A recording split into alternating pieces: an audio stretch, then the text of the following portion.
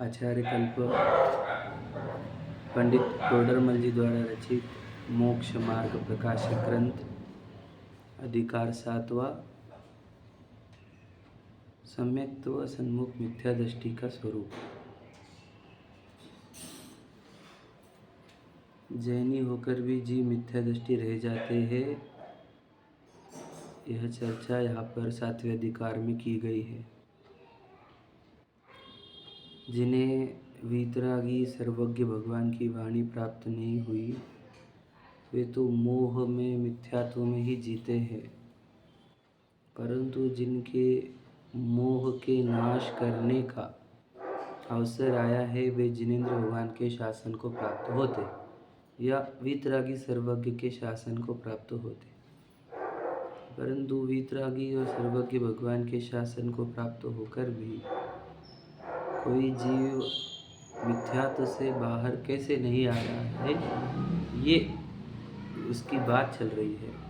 उसमें कौन से दोष रह जाते हैं कि वो जागता नहीं, वो जागृत नहीं होता मोह की निद्रा से, है ना। मोह निद्रा से जागृत क्यों नहीं होता, उसकी चर्चा चल रही है हमारे। और जो जागने की कगार पर खड़ा है, ऐसे जीव को सम्यक तो सन्मुख कहा है। जैसे कोई निद्रा में हो, अपने बच्चे को उठाना हो 5 बजे पढ़ाई के लिए, तो उठता ही नहीं, देखो वो सताता है, नहीं कुछ किए तो पानी डाल देना पड़ता है, बहुत गुस्सा करता है वो, क्यों पानी डाल दी मैं एक बार। हमको पता है उसको पढ़ाई करानी, उसकी एग्ज़ाम है, फाइनल एग्ज़ाम है कि नहीं। पर अब वो समझ लीजिए पानी डालने पर भी क्या करता है, उठे बार ऐसे ऐसे करता है, नींद खुलती ही नहीं, समझे क्या। ऐसे ही शराब के केस में भी होता है, कोई शराब पी ले तो उसको बहुत होश में लाने की कोशिश करते, तो वो होश में नहीं आता। उसके लिए फिर दवाई भी रहती है अलग अलग, जैसे कोई नींबू पानी पिलाता है, कोई क्या, तो फिर वो थोड़ा सा होश में आने का प्रयत्न करता है, फिर भी उसके पूरी होश आते नहीं। ये होश में आना, जागृत होना, इसको ही कहा जाता है बोधि, समझ रहे। बोध है ना, किसका बोध, स्वयं का बोध है ना।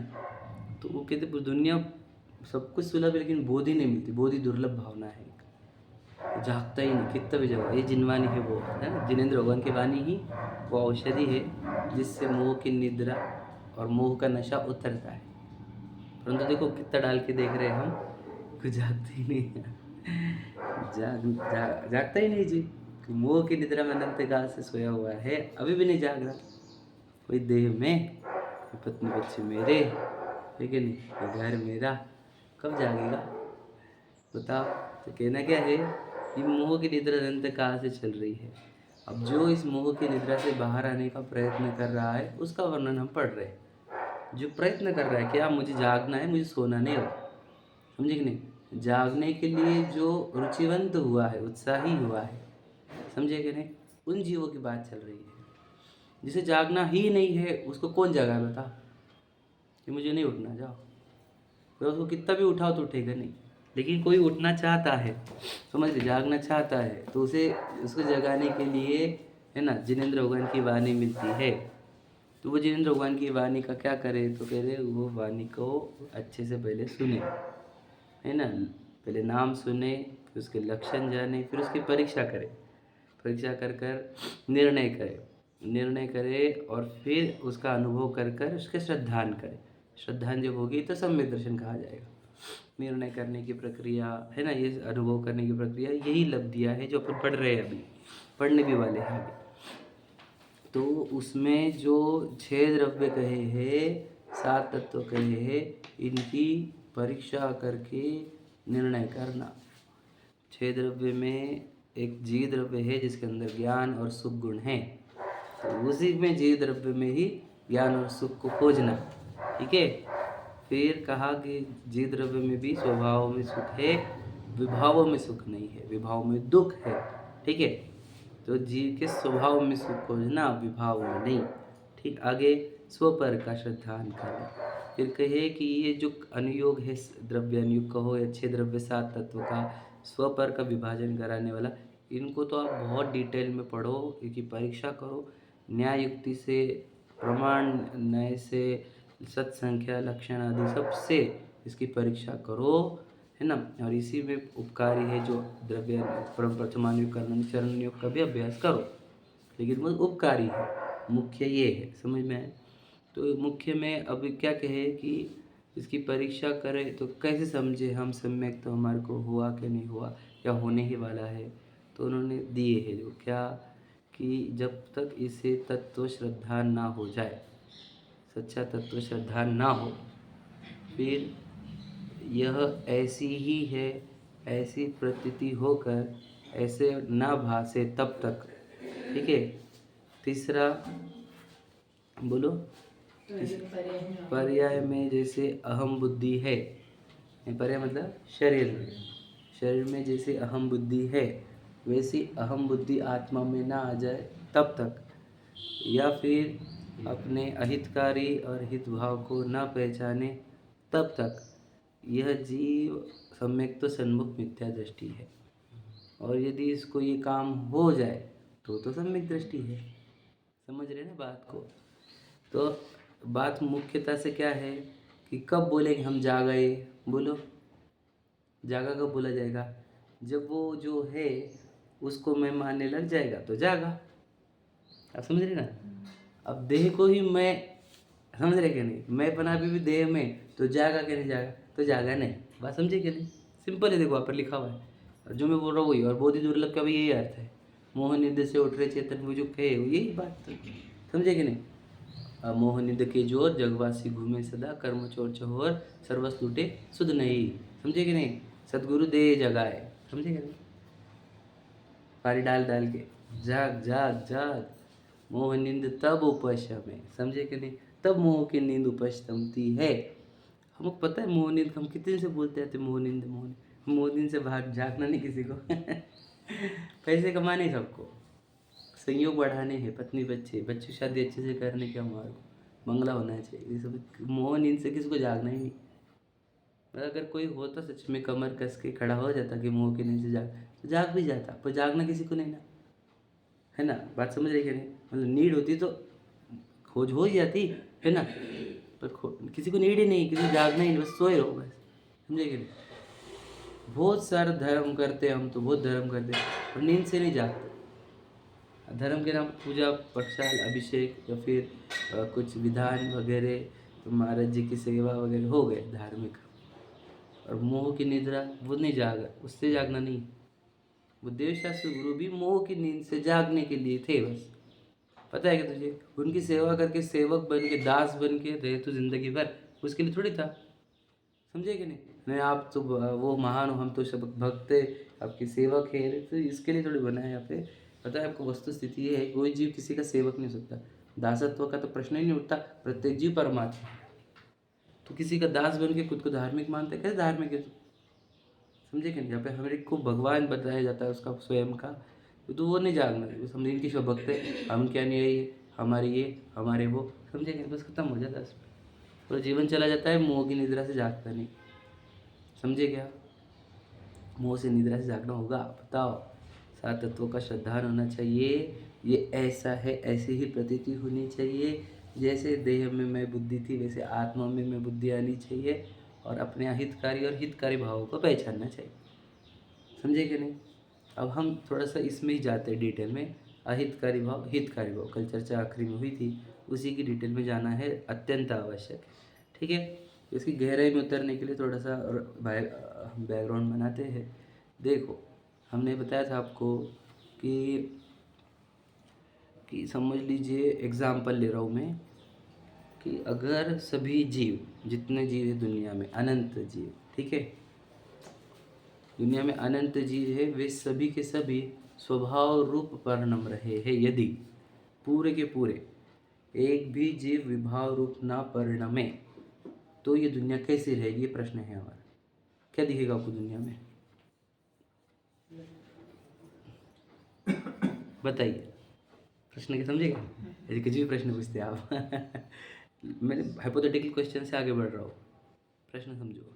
पानी रहेगा कहीं पे नहीं, हवा अग्नि, समझ लीजिए बात को, पानी तो जल का एक जीव ही है ना, समझे कि नहीं समझे, बता रहा हूँ। समझ गया मैं आपको, आप जो बताया। पर बनेगा कैसे वो पानी बनेगा कब? जीव जब जन्मेगा तब, जीव जल का एक जन्मेगा तब, समझे कि नहीं? बताना चाह रहा हूँ, देखो ध्यान से सुन थोड़ा सा आगे। न फिर वायु न वनस्पति कोई, समझ रहे, ना अग्नि, मिट्टी रहेगी बहुत सारी, क्योंकि पौध, हाँ वही तो बता रहा हूँ। हाँ तो फिर कोई, हाँ समझ रहे कि नहीं, सब स्वभाव और परिणाम, तो सब जीव क्या रहेंगे? सिद्धशिला, बराबर है ना? बात एग्जाम्पल है, हाइपोथेटिकल, मैं क्या बता रहा हूँ आपको, ऐसा होता नहीं है, क्योंकि अभव्य राशि अनंत है, वो कभी मोक्ष जाती नहीं, वो स्वभाव और परिणाम थी। लेकिन मैं बता रहा हूँ, पहले ये समझ में आया, ये सब सिद्ध रहते और दुनिया में सिर्फ मिट्टी रहती, बराबर है कि नहीं? एक मिट्टी, आकाश, काल, धर्म अधर्म, बात समझ रहे? तो इतना रहता ना, तो फिर बताओ, ऐसा समझ रहे? और फिर अभी क्या दिख रहा है? अभी तो पृथ्वी, मतलब अभी तो मिट्टी, पानी, जल, वनस्पति सब दिख रहा है। तो ये सब क्या है? जीव, जीव के रखना विभाव रूप परिणमने के कारण उसको कर्म फल में ये सब अवस्थाएं मिलती है, बराबर है?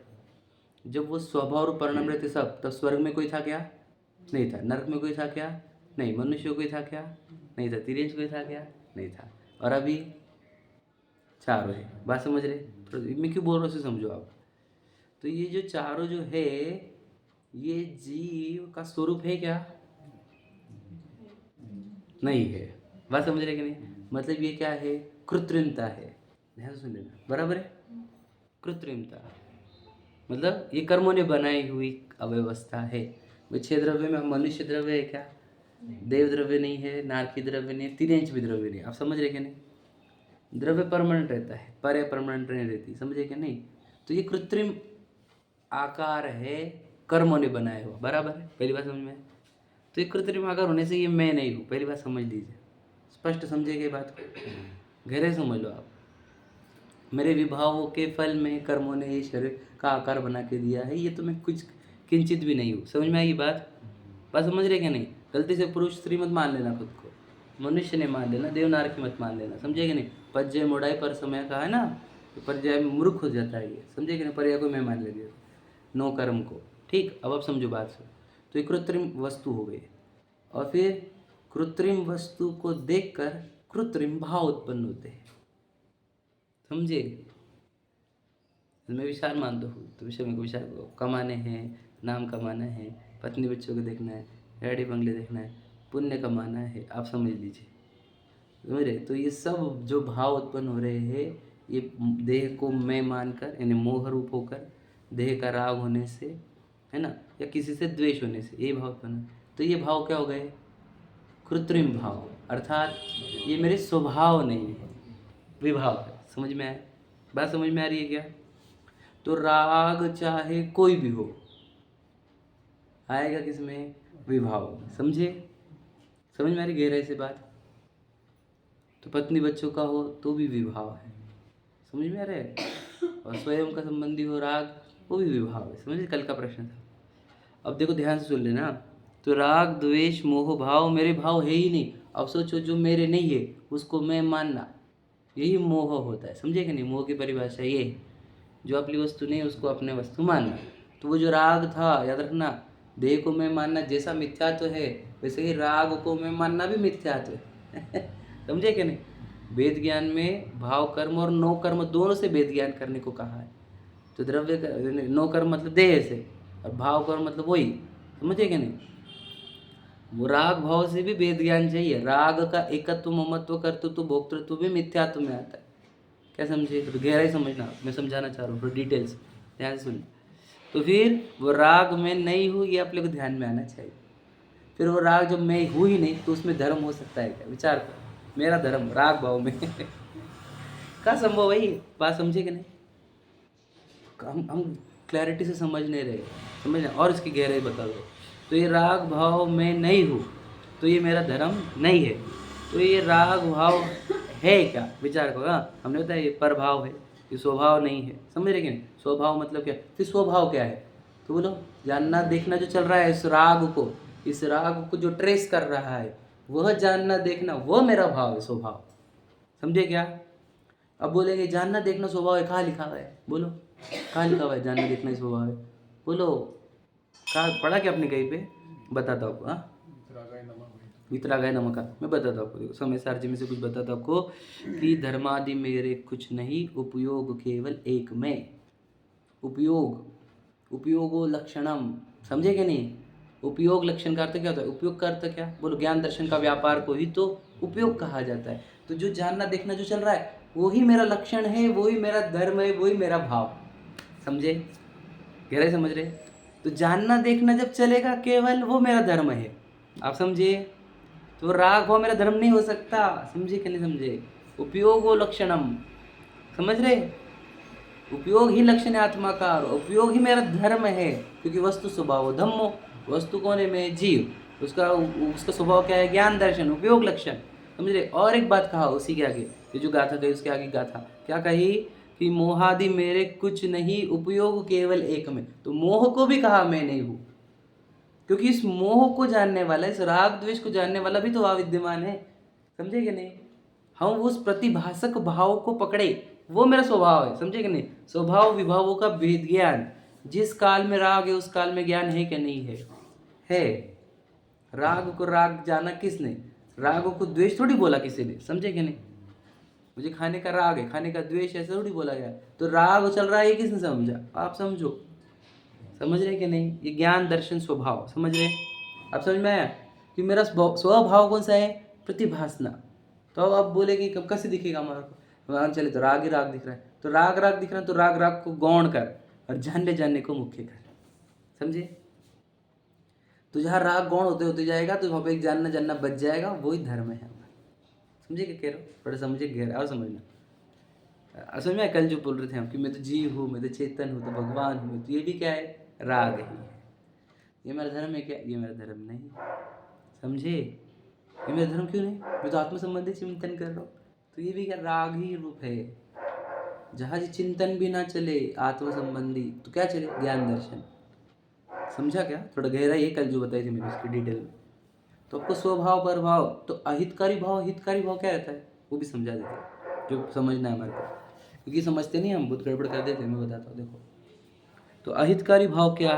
तो जैन धर्म में कहा है, जैन धर्म का एक शब्द में नाम क्या? अहिंसा परमो धर्म, अहिंसा। तो ये जो राग भाव उत्पन्न होता है, इससे हमारा ज्ञान दर्शन भाव कुंठित होता है, क्योंकि राग भाव से ही मेरा केवल ज्ञान उत्पन्न नहीं हो रहा। तो राग की उत्पत्ति ही हिंसा है।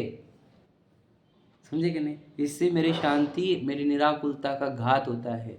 तो राग की उत्पत्ति वास्तविक हिंसा है, और राग द्वेष की उत्पत्ति नहीं होना ये वास्तविक अहिंसा है। ये बाहर के जीवों की नहीं, ये अंदर की बात चल रही है। समझे कि नहीं? जब अंदर राग की उत्पत्ति होती है, उसी के फल में देह कुछ कार्य करती है, तो बेखद जीव मरता है। वो द्रव्य हिंसा हुई, भाव हिंसा तो राग की उत्पत्ति ही है ना। क्या समझे? गहरे समझ रहे क्या? तुम धार्मिक कब होंगे? जब हम अहिंसक होंगे। जब हम हिंसक है तो हम धार्मिक थोड़ी कहे जाएंगे।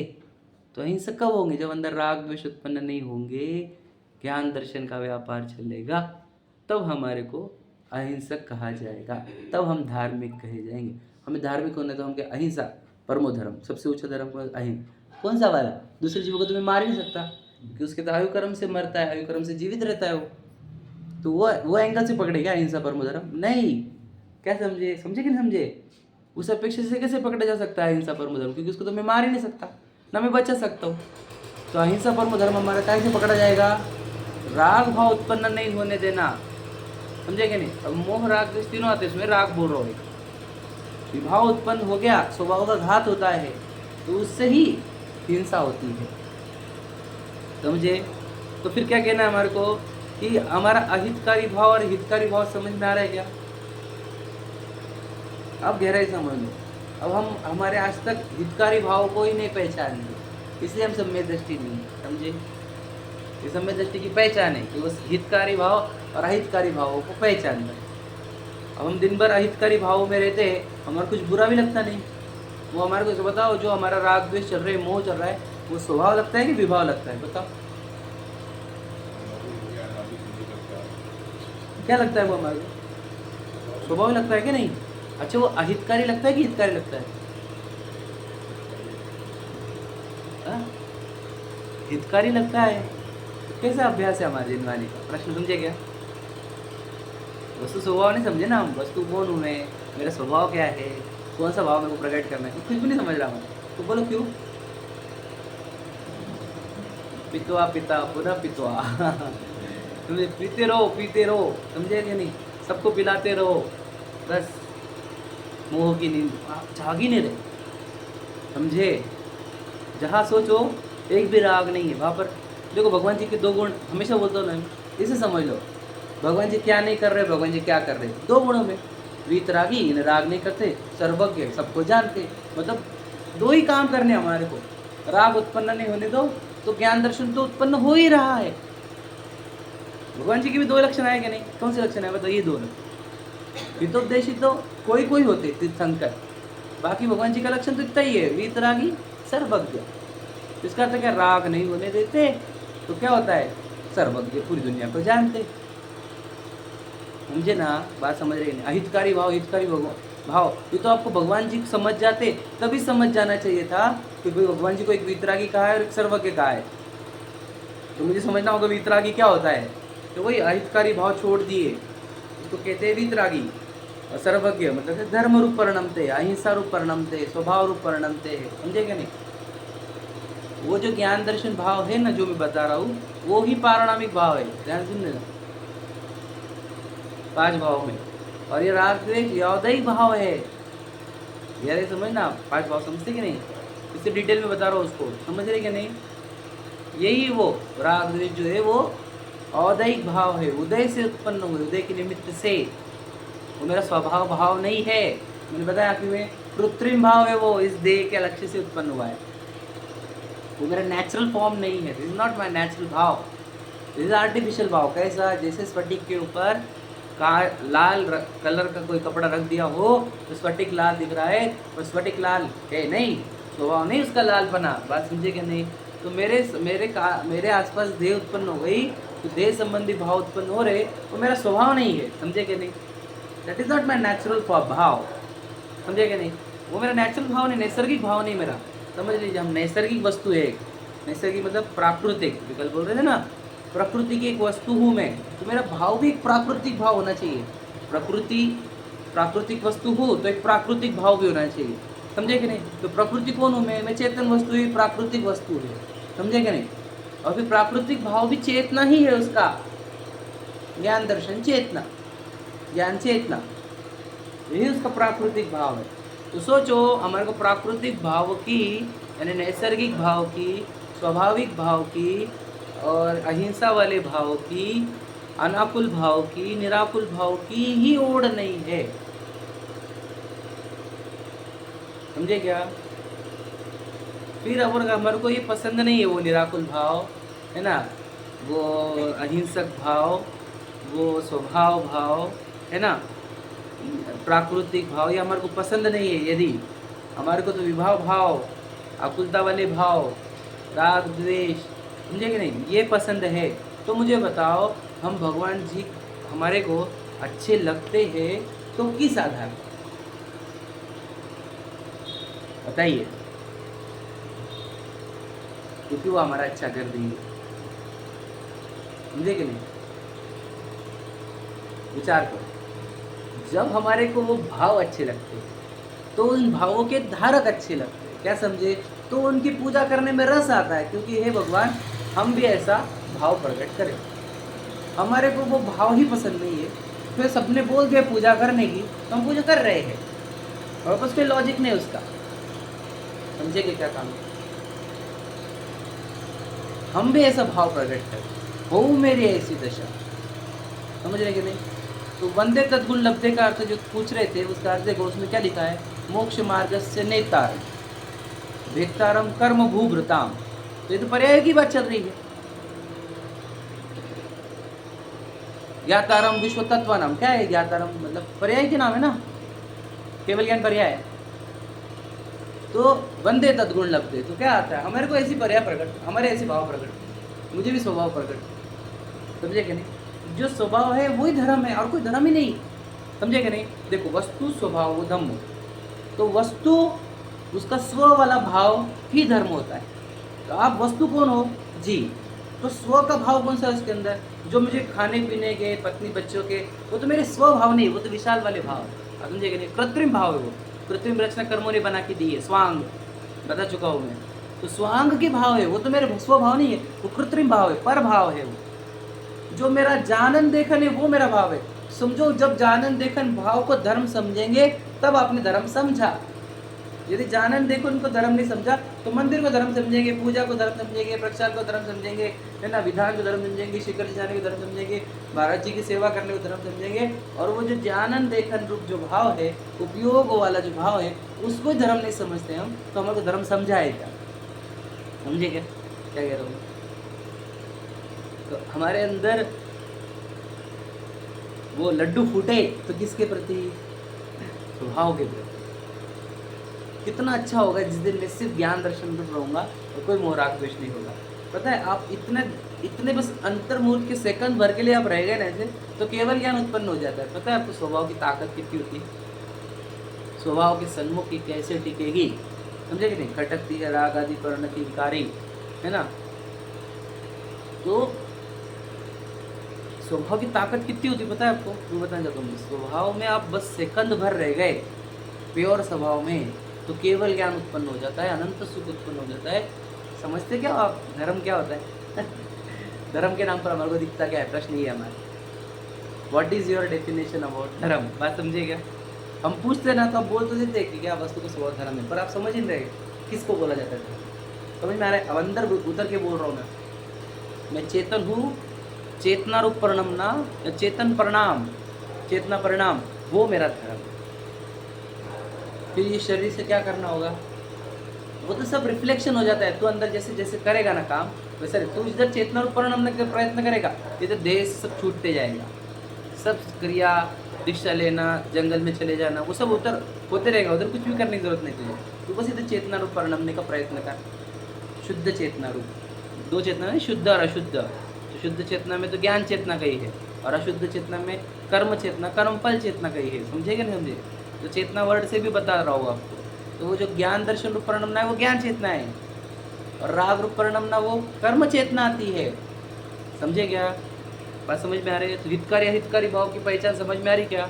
हमारे को हितकारी अहितकारी भाव नहीं समझ में आएंगे तो हम बता, मतलब क्या बताया तुमने? परीक्षा कौन सी करनी तुझे?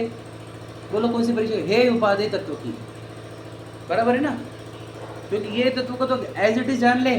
परीक्षा किसकी करनी है? उपाधि की। तो बताओ है क्या है हमारे लिए दुनिया में? पूरी दुनिया में मेरे लिए है क्या है? क्या है? वही जो मैं आपको कह रहा हूँ अभी, जो कह रहे हैं हम, क्या? वो राग द्वेष मोह भाव वो है मेरे लिए, यानी वो अहितकारी भाव है, और हितकारी भाव उपाधेय है। तो हमारे को हितकारी और अहितकारी भावों की पहचान होना कितना जरूरी है बताओ? क्योंकि वो अहितकारी भाव को ही आश्रबंध कहा है, और हितकारी भाव को ही संवर निजरा कहा है। और हितकारी भावों के में रहने से ही मोक्ष नाम का भाव प्रकट होता है। समझे कि नहीं समझे? बात समझ में आ रही? तो हमको हितकारी अहितकारी भावों की कितनी पहचान है? यदि हम हितकारी अहितकारी भावों की पहचान होने लगेगी तब सम्यक तो सन्मुख होंगे, और जिस जिस दिन उसकी श्रद्धा हो जाएगी तब सम्यक दृष्टि हो जाएंगे। समझे कि नहीं? मतलब कि मुझे क्यों नहीं समझ में कि सम्यक दर्शन क्यों नहीं हो रहा? क्योंकि तू हितकारी अहितकारी भाव ही नहीं पहचानता भैया। समझे कि नहीं? जब यही नहीं पता हितकारी भाव कौन से है यार, अहितकारी भाव। समझे कि नहीं? अब क्या बताएं हम आपको? बहुत कुछ बोल सकता हूँ मैं, पर मुझे बोलना नहीं है। समझे कि नहीं? तो कोई भी भाव हो रहे हैं उनको भी बोलो, बोल रहे वाह वाह कितने अच्छे भाव है। समझे कि नहीं? मतलब बहुत कुछ बोला जा सकता है, पर समझना आपको कि सात तत्वों में भी ये जो अहितकारी भाव को ही आश्रबंध कहा है, और वो जो स्वभाव रूप भाव है उसी को ही संवर निजरा कहा है। समझे कि नहीं? इसलिए इन सब का सार ये है कि जो अहितकारी भाव और हितकारी भावों को सही पहचाने वही समझदार है, वही जागरूक हो रहा है। नहीं तो बाकी सब सोए हुए बोलते हैं हाँ राग भाव बुरा है, और दिन भर राग में ही रहते हैं। समझे क्या? निद्रा, निद्रा कहो, शराब कहो, मोह की नींद से जागता ही नहीं। समझ रहे? भाव शुभाशुभ रहित शुद्ध भावन संवर भावे। समझ रहे कि नहीं? डांट लगत यह नाव से, है ना, वही ना बात, समझ लो ना। भाव शुभाशुभ रहित शुद्ध भावन संवर भावे। जहाँ शुभ अशुभ भाव का रुकना होता है, रुक जाते हैं, समझे कि नहीं, वहाँ संवर प्रारंभ होता है, अर्थात स्वभाव प्रकट होने से संवर होता है। जब स्वभाव रूप रहता है तभी नए आश्रय नहीं होते, जब स्वभाव रूप रहता है तभी पुराने कर्मों की निजरा होती है। मतलब स्वभाव रूप रहना से संवर निजरा हो जाएगी क्या? मुख भी हो जाएगी क्या? विचार करो। मतलब तुझे एक ही काम करना है, स्वभाव रूप रहे बस, संवर भी हो जाएगा, निर्जरा भी हो जाएगी, मोक्ष भी हो जाएगा, समझे, केवल ज्ञान भी हो जाएगा, अनंत सुख भी हो जाएगा। क्या कर प्रयत्न करना है हमारे को? राग द्वेष उत्पन्न ना हो और ज्ञान दर्शन रूप परिणमन चले। तो राग द्वेष किसके? क्योंकि स्वयं के प्रति राग भी नहीं चलेगा, यानी स्वयं के प्रति किया हुआ विचार भी नहीं चलेगा, स्वयं का विकल्प भी नहीं चलेगा, स्वयं का अपना खुद का विकल्प भी नहीं चलेगा। तो जो तू पत्नी का, बच्चों का, परिवार का, समाज का, धन का, देश का, विदेश का, किधर किधर के विकल्प, वे तो तुझे इतने घातेंगे कि तुझे तो बाप कर्म कितने बंधन होंगे तुझे पता भी नहीं, समझे कि नहीं? दिग्व्रत सुना है ना आपने? दिशाओं को त्यागो आजीवन के लिए। देशव्रत सुना है ना? कुछ काल के लिए उत्तेजनों को त्यागो। क्यों? उधर के विकल्प रुकेंगे तो, समझे कि नहीं? देश व्रत में कितना लिया जाता है? ये रूम के बाहर नहीं जाऊंगा आज, समझे कि नहीं? ऐसा भी रहता है कि नहीं? देश व्रत में तो रूम था, आज टाइम 14 से समझ लीजिए, आज इस रूम के बाहर, तो इस रूम के बाहर के एक भी विकल्प नहीं चाहिए हमारे, समझे क्या? क्या के लिए होता है वो दिग्व्रत, देश व्रत? ये व्रत काय के लिए होते हैं बताओ? उसी के लिए तुझे पर के विचार ना आए, इसीलिए, समझे? दिग्व्रत, देश व्रत, बोलो अनर्थ दंड व्रत, समझ में आया? फिर क्या आएगा बोलो? डायरेक्ट सामायिक, बराबर है कि नहीं? नहीं सुना है आपने? ये 3 गुण व्रत हो गए, विचार शिक्षा व्रत आएंगे। पहले दिग्व्रत होता है कि दिशाएं त्याग दी, देश व्रत में घर रूम जितना, ठीक है। फिर उसके अंदर बिना वजह के टाइम पास नहीं करने की, अनर्थ दंड व्रत, दुष्कृति आदि आदि, समझ रहे कि नहीं? फिर क्या करो? फिर शिक्षा व्रत में सामायिक, तब सामायिक होगा तुझे। फिर सामायिक में क्या करने का बोलो? साम्य भाव। साम्य भाव मतलब क्या बोलो? बोलो साम्य भाव मतलब क्या? वही ज्ञान दर्शन वही समता भाव है। राग द्वेष उत्पन्न नहीं होना, वही तो सामायिक होता है, समझे कि नहीं? वो सामायिक जो मैं समझा रहा था वो एक ही चीज है। इसी सामायिक को ध्यान भी कहते हैं, डिटेल में बढ़ जाए तो, समझे कि नहीं? फिर इसी को समता भाव को ही चारित्र कहा है, आचार्य कुंद कुंदनी, बराबर है कि नहीं? और चारित्र खलु धम्मो, समझे कि नहीं? और मोह क्षोभ से रहित परिणाम ही बोलो समता भाव है। चारित्र खलु धम्मो, तो चारित्र क्या है? समता भाव है। समता भाव क्या है? मोह क्षोभ से रहित परिणाम। तो मोह और क्षोभ मतलब राग द्वेष, तो मोह राग द्वेष से रहित भाव जो है वही समता भाव है, वही चारित्र है। तो फिर जो सामायिक भी क्या कर रहा है? वो समता भाव का अभ्यास कर रहा है, चारित्र का अभ्यास कर रहा है, राग द्वेष नहीं करने दे रहा है, और वही उसका स्वभाव भाव, वही उसकी संवर और निजरा का कारण बनता है, समझे? व्रतों से भी बता दिया आपको, समझे क्या? व्रत कर मुनराज जंगल में गए, क्यों? अब तीर्थंकर थे, विचार करो, उनका तो इतना श्योर था कि 3 कल्याणक हो गए थे, गर्भ जन्म तप, सबको मालूम है कि ये तीर्थंकर बनने वाले, वे भी दीक्षा लेकर जंगलों में क्यों जा रहे हैं? विचार करो। कैलाश पर्वत आदिनाथ जी, क्यों? वहाँ पे कोई दिखा होगा कि उनको दूर दूर तक कोई दिखता नहीं ना, आप समझे, तो ठंडा जगह है वो, तो वहाँ पे गए अष्टापद पर, तो सोचा ऐसी जगह क्यों जा रहे हैं? विचार करो, समझे कि नहीं समझे? क्यों समझे? एक का ध्यान, एकाग्र चिंता निरोधो ध्यान, एक अपने चैतन्य का स्वभाव का ध्यान करने के लिए कोई विभाव उत्पन्न ना हो जाए, समझे कि नहीं? और विभाव उत्पन्न हो गया तो फिर वापस तपस्या अधूरी रह जाती है, तो विभाव उत्पन्न नहीं होने दिया तो केवल ज्ञान हो गया, समझे? क्या कर हम बताओ, हम जितने उलझेंगे दुनिया में उतने विभाव उत्पन्न होंगे, और फिर वापस उतना धर्म ध्यान से दूर हो जाएंगे, समझे क्या? पढ़ते चलो, आ जाओ, थोड़ा सा पढ़ते हैं, समय हो गया है वैसे, देखो कैलाश से तो मोक्ष हो गए। वहाँ से निर्वाण हुआ ऐसा? हाँ, देखिए, दीक्षा लेने के बाद कहाँ गए फिर? तो उनकी समाशरण में हो गए सकता है, तो मुझे नहीं आइडिया, पर मुझे लगता है जंगलों में गए थे, शॉर्ट में समझे तो जंगलों में गए थे। ठीक है, वहाँ से निर्वाण हुआ होगा, बात सही है। तो पहले जंगल में गए होंगे तो कहाँ गए वो नहीं पता मुझे। ठीक है, पढ़ते हैं, देखो वो बात छोड़ दो, हाँ नहीं, इम्पोर्टेंट वो नहीं है। विषय निकला करके पर वो विषय भी इम्पोर्टेंट नहीं। आप ध्यान नहीं रखना कि मैं बोलना क्या चाह रहा हूँ। एकांत की जरूरत है, विचार वो ना आए हमारे को दूसरे, समझे कि नहीं, वो किसी और का विचार ही ना हो, ये मुख्य है। तो भी एकाग्र चिंतन उन्होंने करा तो भी 1000 साल क्यों लग गए? बोले तो ऐसे तो विवाह का ऐसी ताकत रहती ना, छूटते नहीं है, समझे कि स्थिरता लाने के लिए टाइम लगता है। आदिनाथ जी को 1000 वर्ष लग गया, विचार करो, समझे कि नहीं, बहुत महान जी थे वो तो, समझे कि नहीं। सर्वात सिद्धि से उनकी तो अलग ही था सब। मैं प्रथम बहुत ज़बरदस्त था उनका उदय, करी थे ना बोले, तो भी क्यों, तो सोचा ऐसा ही था। विभाव का नाश करना, स्वभाव में स्थिर होना, समझे कि नहीं। इसको टाइम लगता है, प्रयत्न करेंगे तो होगा, समझे कि नहीं तो नहीं होगा। हम बाहरी उलझे रहेंगे तो कैसे होगा, विचार करो। ठीक है, पढ़ते देखो।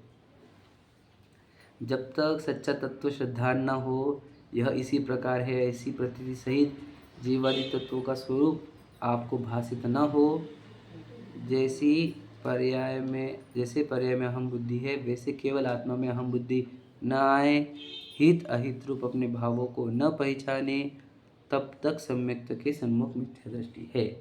कब तक समझ में आए? और ये समझ में आ गया कि सम्यक दृष्टि है, समझे कि नहीं, बस इतना ही है। अब इसका होने वाला है कि नहीं, अब होने ही वाला है। क्यों? क्योंकि इसने सुन लिया है ये सब चीज़ें, कहाँ से, जिनवाणी से, और इसके ऊपर चिंतन भी चालू कर दिया, इसकी परीक्षा भी चालू कर दी है। अब ये श्रद्धान को पर अपने श्रद्धान इस रूप करने ही वाला है, इसलिए इसको सन्मुख कहा है, समझे कि नहीं। अब इसका होने ही वाला है, किसका, हमारा है कि नहीं उसका उसका है ना, कोई थर्ड पार्टी पकड़ो आप वापस से, अरे हमारा होने वाला है, ऐसे समझो। अगर हमने किया होगा तो हमारा वैसे होने ही वाला है, समझे कि नहीं होने वाला है, क्या करे तो, अगर किया होगा किसी ने तो, जिन्होंने उनका परीक्षा करी होगी तो चिंतन किया होगा तो, निर्णय तक पहुंच गया होगा तो, बस अनुभव किया होगा तो, प्रयत्न जो कर रहे हैं उसका यही होने वाला है बस। और यही प्रक्रिया है, सुन लो ही, काय के लिए बता रहे प्रक्रिया, क्यों सोचो। सम्यक दृष्टि के देखो, जो पढ़ेगा नहीं मोक्ष में प्रकाश लगा दी है ना, और उसको सम्यक दर्शन करना तो कैसे करते वही नहीं पता। सम्यक दर्शन चाहिए हमको, सम्यक दर्शन चाहिए, कैसे करते पता है तुझे। स्वयं विशुद्धि है ना, तो देशना सुननी होगी गहराई से। देशना सुनने के बाद उसका चिंतन करना होगा, उसका निर्णय करना होगा, परीक्षा कर करके निर्णय करना होगा। निर्णय करने के बाद उसका अनुभव करना होगा, अनुभव करने पर श्रद्धा होती, बस ऐसा है, सीधी प्रक्रिया है। बताओ क्या कठिन है प्रक्रिया में, गलत है कुछ? अब ये प्रक्रिया हम फॉलो नहीं करते, मतलब सोचो प्रोसीजर फॉलो नहीं करोगे, अब तुमको चाहिए वो रेसिपी बन जाए, कैसे बनेगी, प्रक्रिया तो पालन करनी चाहिए ना। अभी तो जगत की सर्वोत्कृष्ट विद्या है ये। सम्यक तो कहा, 3 लोक 3 काल माही नहीं, दर्शन सो सुखकारी। 3 लोक 3 काल में, या 3 काल भी कह रहे हो, सम्यक दर्शन से ज़्यादा सुखकारी कुछ भी नहीं है, तो वो विद्या सिखा रहे, समझे कि नहीं। 3 लोक 3 काल में सबसे महंगी विद्या सम्यक दर्शन की विद्या। अब उसकी प्रोसीजर तुम इतनी ढीली पकड़ोगे, समझे कि नहीं, देखो हो गया तो हो गया, नहीं हुआ तो देख लेंगे, ऐसा करोगे तो होगी थोड़ी वो।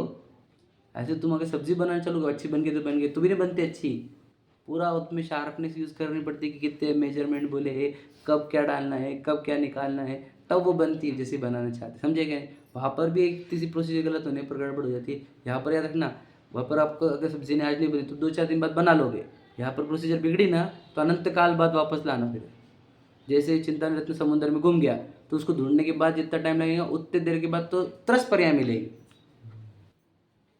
समझे क्या नहीं फिर बाद में भी बाकी की बातें करो फिर कि मनुष्य कब बनूंगा, जैनत्व में कब आऊँगा, वो इतना बड़ी प्रोसीजर है, यानी प्रोसीजर बिगड़ी यहाँ पर, यहाँ आपने वो मिस्टेक करी तो याद रखना फिर वापस कब आएगा ये मौका, अब भगवान जाने फिर। ठीक है, देखो यह जीव थोड़े ही काल में सम्यक्त्व को प्राप्त होगा, समझ रहे, क्लियर लिखा है, थोड़े ही काल में, इसी भव में या अन्य पर्याय में सम्यक्त्व को प्राप्त करेगा। इसी भाव में भी कर सकता है, आयु छूट गई तो अगले भाव में, समझे कि नहीं। क्यों, कैसे क्या लिखा है, इस भाव में अभ्यास करके, देखो क्या लिखा है, अभ्यास, खाली बताया मैंने अभ्यास का मीनिंग, प्रैक्टिस, समझे, जो सीखा उसकी प्रैक्टिस करके परलोक में तिर्यंच आदि गति में भी जाए। तो गलती से पूर्व में कर आयु बंद गई होगी और तिर्यंच में चला भी गया, वहाँ संस्कार के बल से, कौन से संस्कार, प्रैक्टिस वाले संस्कार, देह को भिन्न देखने की संस्कार, देह में नहीं हूँ, ये संस्कार के बल से देव शास्त्र गुरु के निमित्त बिना भी, समझे क्या नहीं, लिखा है क्या नहीं, सम्यक तो हो जाए। बात समझ रहे, किसी बात कर, अगर ये प्रैक्टिस की तो कल चल के आप कोई निमित्त ना भी मिले तो भी काम हो जाएगा। बात समझ, कितनी गहरी बात है, क्योंकि निसर्गात अधिगमत्वात् लिखा है ना। देखो, क्योंकि ऐसे अभ्यास के बल से मिथ्यात्व कर्म का अनुभागहीन होता है। यदि आपने विचार करना चालू करा कि मैं कौन, शरीर भिन्न है, राग द्वेष में नहीं हूँ, मैं तो ज्ञान दर्शन हूँ, आपने ये अभ्यास करना चालू किया तो जरूर मिथ्यात्व जो कर्म दर्शन मोहनी वो ढीला पड़ना चालू हो जाता है, उसका अनुभाग एकदम घटते जाता है। तो उसको जब अनुभाग ही आपने घटा दिया है तो वो अब आपको वहाँ पर जाओ, तिर्यंच में भी चले जाओ, वहाँ पर उसका वो अभाव हो जाएगा और आपको सम्यक तो हो जाएगा। सम्यक दर्शन के लिए पुरुषार्थ क्या करें, निरंतर चिंतन करते रहो, मैं कौन हूँ, मैं शरीर हूँ क्या, मैं देह हूँ क्या, राग द्वेष मेरे भाव है क्या, ये पर भाव है, पर शरीर है, मतलब पर वस्तु देह, स्वांग है, समझे, आर्टिफिशियल कृत्रिमता कर्मों ने बनाई हुई, मेरे विभाव से बंधी हुई कर्मों से बना हुआ है शरीर, ये मैं नहीं, इसके उत्पन्न होने वाले भाव में नहीं। जो ऐसा अभ्यास करेगा उसका मिथ्यात्व का अनुभागहीन होगा और वही जी सम्यक्त्व को प्राप्त करेगा। एकदम सिंपल प्रोसीजर बताया। ये जो भाव आपने बताए ये अहितकारी में है, कौन से, मैं कौन हूँ से ईश्वर, अरे वो भाव प्रकट करने के लिए ये प्रोसीजर है, ये कह रहे हैं, समझे क्या बात, सही है, आप समझे नहीं बात को। आप अभी अहितकारी भाव में, हितकारी, ये बताओ, हितकारी भाव में है क्या, अच्छा, थोड़े अहितकारी के, बहुत अहितकारी भाव में है, बहुत अहितकारी, क्योंकि पत्नी बच्चे सब चल रहे ना हमारे दुनिया भर के विचार, तो उससे आप स्व के विचारों में आओ ये भी अहितकारी है, लेकिन इससे आप हितकारी भाव में पहुंच सकते हो, समझे क्या बात, समझना थोड़ा सा, दो मिक्स नहीं करना। तो क्या कह रहे हैं कि तो आप क्या करो, निरंतर विचार करते रहो, मैं कौन, मेरा स्वरूप क्या है, मैं मरता हूँ क्या, समझे कि नहीं, शरीर में हूँ क्या, शरीर तो पराई वस्तु है, कर्मों ने बनाई, इसकी डिजाइनिंग मेरी नहीं है कि नहीं, इसके अंग उपांग मेरे नहीं, समझे कि नहीं, इसका कलर मेरा नहीं, इसकी आवाज़ मेरी नहीं। अगर आप ऐसा अभ्यास करते रहोगे तो देखो, ये आवाज़ थोड़ी मैंने डिसाइड करती कि मेरी आवाज़ ऐसे ही निकलना, समझे कि नहीं, नाक बड़ा होना छोटा होना, आँखें बड़ी होना छोटी होना, है ना, मुंह का शेप कौन सा होना, बाल कहाँ होना, विचार करिए, हमने विचार किया। तो समझ, जितना आप अभ्यास करोगे इसका, जितना आपको शरीर भिन्न दिखने की प्रैक्टिस हो जाएगी, जितना आपको राग को भिन्न दिखने की प्रैक्टिस हो जाएगी, समझ लेना आपका मिथ्यात्व का अनुभाग एकदम हीन होकर सम्यक तो प्रकट होने ही वाला है, या इस भाव में या अगले भाव में। रूल याद रखो, क्या कह रहा हूँ कितना अच्छा लिखा हुआ है, मतलब देखो पूरा की पूरा आपके सामने परोस के रख दिया, एकदम रेडीमेड, बस आप खाओ, तो खाने नहीं हम अब क्या करें, मुझे निद्रा ही पसंद है हमारे को। चलो हो गया समय। अनुभागहीन होता है जहाँ उसका उदय ना हो वही सम्यक तो हो जाता है, मिथ्यात्व का उदय खत्म हुआ, सम्यक तो हो गया, समझ लेकिन क्या करना है फिर, मिथ्या तो इतना गाढ़ा है हमारे साथ, तो उसको खत्म भी किया जा सकता है, बस प्रश्न उठाते रहो, मैं कौन हूँ, मैं कौन हूँ, मैं कौन हूँ, ये प्रश्न से मिथ्या तो खत्म होता है, याद रखना। ये प्रश्न आ गया तो समझ लेना मिथ्या तो समझ में लगता है, अब गए अपन, अब गए, अब इसको प्रश्न पढ़ रहे हैं, मैं कौन, समझे कि नहीं, निरंतर शरीर हो गया, मैं बोलता हो क्या, मैं चलता हो क्या, मैं खाता हो क्या, ये भाव मेरे है क्या, बस उधर वो मिथ्या तो खत्म होती जाएगा, टेंशन मत लेना, समझे कि नहीं। लेकिन किसको, जो जिनवानी पढ़कर ये विचारों के ऊपर सोचेगा, है ना, डिटेल में जाएगा, उसके मिथ्यात्वहीन होगा। लेकिन सुनकर, अभी आपको बताऊंगा कि जो सुनकर अनसुना कर देते, अगले पेज पे बताऊंगा मैं आपको, हाँ चलो बताऊँ, कल ही बताऊंगा, देख लेना, जो सुन के छोड़ देते हैं इसको, बोले उसको तो नहीं मिलेगा फिर, क्योंकि सुना तभी कर लेने का, ऐसा समय सारजी में लिखा हुआ है, देखो कि जब तक ये बात पुरानी ना हो जाए तब तक अपने आप को देख लो, क्योंकि यहाँ से तुम उठे, ये यहाँ से सिर्फ पैर भी उठ गए तो सब गायब हो जाता है है कि नहीं, इसलिए इसी वक्त करने जैसा काम है, गरम लोहा गर्म है, थोड़ा मार दो, समझे क्या? और ये मोमेंट है वो जहाँ आप इससे छूट सकते हो, इस मिथ्यात्व से छूट सकते हो, देह में नहीं हुई अनुभव कर सकते हो, यहाँ पर ही कर सकते हो, विचार कर सकते हो इतनी गहराई में, क्योंकि यहाँ पे चर्चा होगी। यहाँ से गए आप कहीं पर भी चर्चा नहीं की, ठीक है? चलो।